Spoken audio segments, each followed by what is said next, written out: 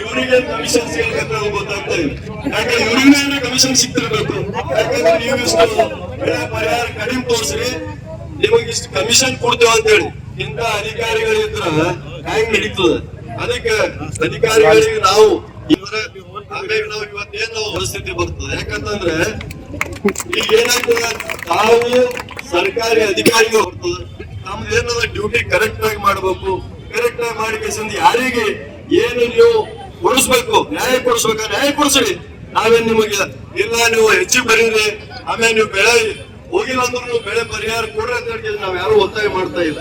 ನಾವು ಒತ್ತಾಯ ಮಾಡೋದು ಏನಂತ ನಮ್ಮ ಹಕ್ಕಿಗಾಗಿ. ನಮ್ದು ಏನದ, ನಮಗೆ ಬೆಳೆ ಹೋಗ್ಯದ, ನಮ್ ಬೆಳೆ ಪರಿಹಾರ ಕೊಡ್ರಿ. ನೀವು ಬೆಳೆ ಪರಿಹಾರ ಕೊಟ್ಟ ನಮ್ಮ ರೈತರಿಗೆ ಕೈ ಹಿಡ್ರಿ ಅಂತ ಹೇಳಿ ನಾವು ಕೇಳ್ಕೊತಾ ಇದ್ದೇವೆ. ಏನು ಖರ್ಚು ಮಾಡಿವಿ ಇವತ್ತು ನಮ್ಮ ಕೈದಾಗ ಯಾವುದೇ ಕೆಟ್ಟ ಸೊಲ್ಯೂಷನ್ಗೆ ಹೋಯ್ತು.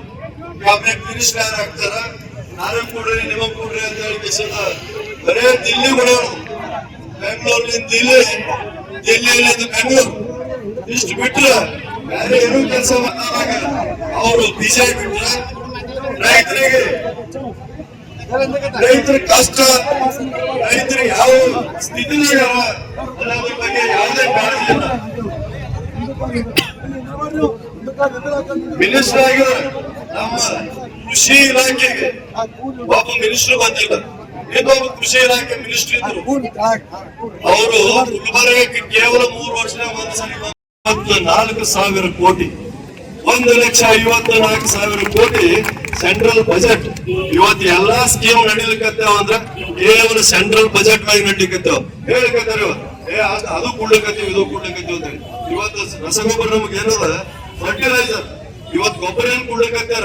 ಇವತ್ತು ಗೊಬ್ಬರ 1,76,000 ಕೋಟಿ ರೂಪಾಯಿ ಇವತ್ತು ಸೆಂಟ್ರಲ್ ಗೌರ್ಮೆಂಟ್ ಸಬ್ಸಿಡಿ ಕೊಡ್ಲಿಕ್ಕತ್ತ. ಆ ಸಬ್ಸಿಡಿ ಕೊಡ್ಲಿಕ್ಕತ್ತದ ಅಂದಾಗ ನಮಗ್ 246 ರೂಪಾಯಿ ನಮಗ್ ಯೂರಿಯಾ ಸಿಗಲ್ಕತ್ತದ.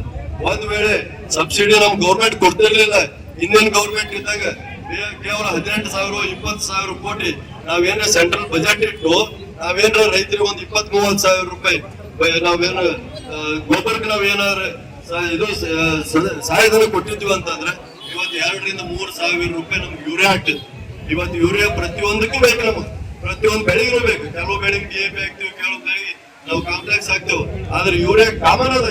ಅದಕ್ಕೆ ಇವತ್ತು ನಮ್ಮ ಸರ್ಕಾರ ಸಾಕಷ್ಟು ಇವತ್ತು ಕೆಲಸ ಮಾಡಿತ್ತು, ಅದೆಲ್ಲಾನು ಬದಿಗೊತ್ತಿ.